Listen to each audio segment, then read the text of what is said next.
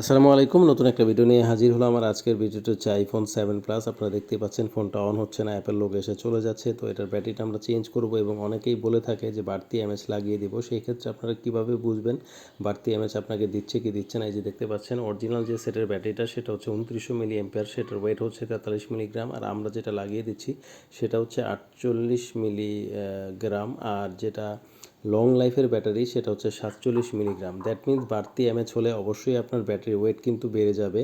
আর যদি আপনার ওয়েট বেড়ে না যায়, আপনাকে জাস্ট মুখে বলে যে আসলে বাড়তি এম্পিয়ার আছে বাট এটাতে বাড়তি এম্পিয়ার উল্লেখ নাই, সেই ক্ষেত্রে কিন্তু আপনাকে ঠকানো হচ্ছে। সেটা বোঝানোর জন্যই আমি এই ভিডিওটা করেছি।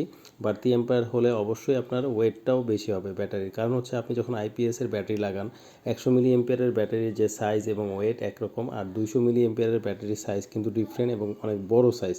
তার মানে ওয়েট যখন বেশি হবে তখন অ্যাম্পিয়ার অটোমেটিকলি বেশি হবে। এটার মধ্যে কোনো আপনি ইট বালি সিমেন্ট দিয়ে বাড়ানোর কোনো ওয়ে নাই, অবকাশ নাই ব্যাটারির মধ্যে। আর এটার ক্যামেরাটাও প্রবলেম ছিল, আমরা ক্যামেরাটাও পরিবর্তন করে দিয়েছি এবং ফুললি এখন এটা রেডি হয়ে গিয়েছে। তো ভিডিওটি যদি আপনার কাছে মনে হয় যে ইনফরমেটিভ ভিডিও, এটা দেখলে অন্য কারো উপকার হবে, অবশ্যই ভিডিওটি শেয়ার, ফলো এবং সাবস্ক্রাইব করে রাখবেন।